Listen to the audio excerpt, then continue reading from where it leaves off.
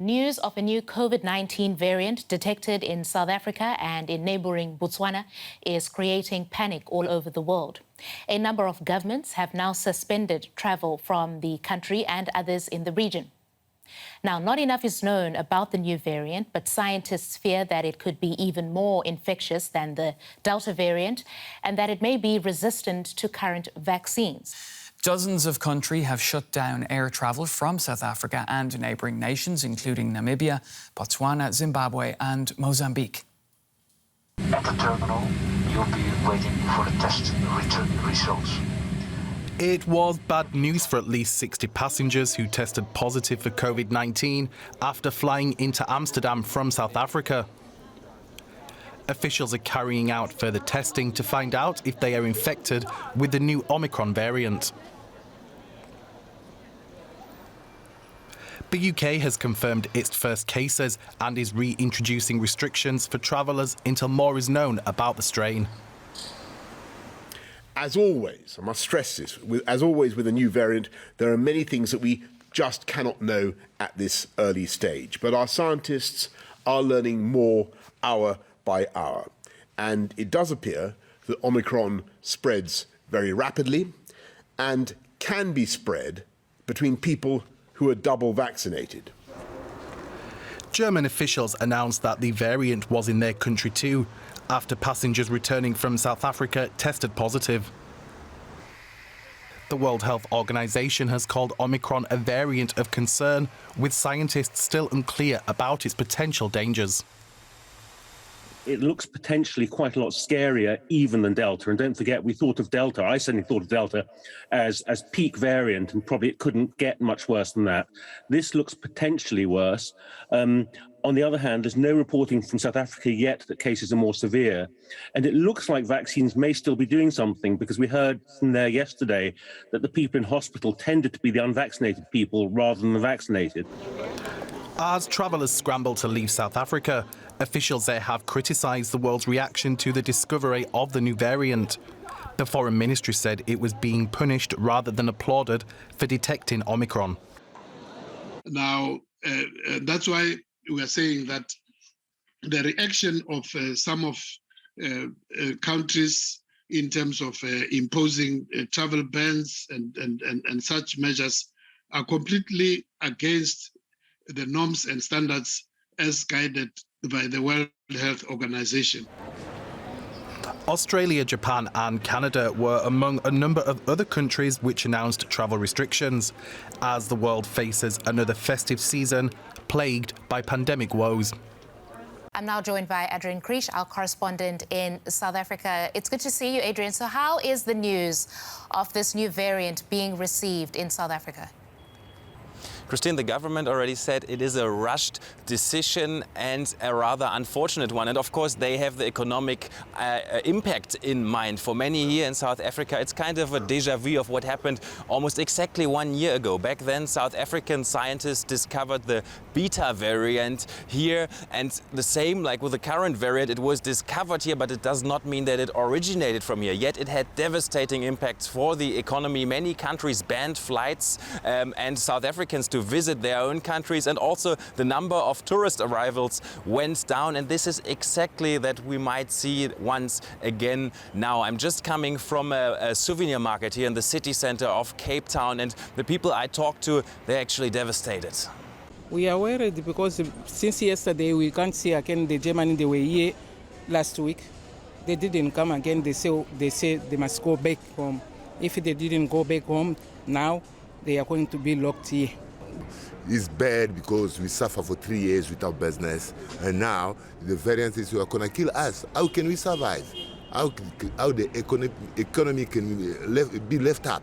So if UK, Germany, they ban the flight, so meaning we are in trouble and we are suffering. To me, it's going to be tough because I suffered a lot for these 2 years. So now I don't know what's going to happen. Yeah. The thing is, I don't know what these people they are doing, but us, we survive on this business. Yeah, without this business, we can survive. It's clear, Adrian, that people are anticipating some more economic hardship, but we're seeing more and more countries ban travel from South Africa because of this new variant. What has the government there in South Africa done to respond? Well, South African President Cyril Ramaphosa will convene a coronavirus command council meeting soon, they say, and it is likely that more restrictions will be on the table then. You have to recall that things are almost back to normal here at the moment. The past weeks were very nice, like hardly any restrictions, lots of tourists in the country again, but the numbers have been slowly increasing and many virologists say this is the beginning of a fourth wave. How bad will it be? Well, nobody knows. Some are hoping that the summer that is currently starting here, although it doesn't look like with the current rain, but it is really starting, can have a positive impact that infections are not spreading that easily. But on the other hand, what is also clear is that South Africa cannot really count on its vaccination program. Less than 25% of South Africans have been fully vaccinated so far, less than 25% of the population. It's a very low number. There's a lot of vaccine hesitancy here, despite the fact that vaccines are widely available by now. Yeah, you talked about the South African government's lamenting of the sort of knee-jerk reactions that a number of countries have had. I just wondered about countries in Africa. Have we seen other African countries take similar steps when it comes to restricting travel to South Africa and from? Well, Kenya said they're closely observing the situation, but they don't want to come up with any restrictions yet. It's the same for several other countries. So the big question will be, will we also see travel restrictions within the continent? It's too early to tell, but what we can say from the past, there were a few examples. For example, Nigeria imposed travel restrictions for some time for South Africans. So it is possible, but generally it hasn't happened often. All right, that's Adrian Creech talking to us from Cape Town there. Thanks, Adrian. Well, it was South Africa which first sounded the alarm on Omicron. Many governments have now imposed travel bans from there and the wider Southern African region. DW's Adrian Creech reports. Here at the airport in Cape Town, you can see a lot of anger, frustration and uncertainty in a lot of people's faces. Some flights have been cancelled. The remaining ones leaving the country are almost all fully booked for days in advance. It's terrible. It's really terrible. She wants to be back with her family. She's got her grandchild there and everything. So, yes, it's very emotional. And, you know, what else can I say? Let's just hope for the best. Yeah. Everything's fully booked, overbooked. You can't get tickets here. You don't know when you might get home. I have a family and 3 small children waiting, and I really want to go home. It's all very strange.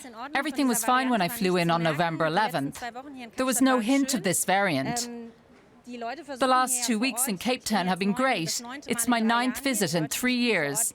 They're trying to get the economy going again. Everything's safe. I have a lot of German friends who also travelled here. Everything went mad between 9 and 11 a.m. on Friday morning. It's chaos, incomprehensible. I'm from London, UK.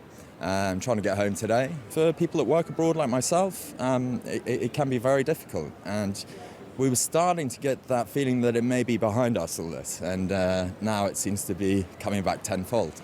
For many South Africans, the discovery of the variant is a reminder of what happened 1 year ago. Back then, South African scientists discovered the beta variant, which resulted in similar reactions to what we see now. Many nations shut down their borders, which meant that South Africans couldn't travel there anymore, but it also decreased the number of tourist arrivals here. This is what many working in the hospitality industry are fearing now again. All my clients wanted to come next week, quickly cancelled. We have already 40% unemployment. That means in the restaurant sector, coffee places sector, all the tourism places, nobody will come. And I can't tell you what will happen. So it will major impact. Everybody's just gotten to a point where there was hope for work. We've gone through a heavy period where certain tourism companies and hospitality has suffered through this whole period of COVID. And it seemed like people started coming back to Cape Town and there was some new hope. And then all of a sudden it just disappears within one morning's decision where airline chooses not to take people from here. I think it's very sad. You know what I'm saying? Because there's companies that's losing their companies. Myself, I'm self-employed.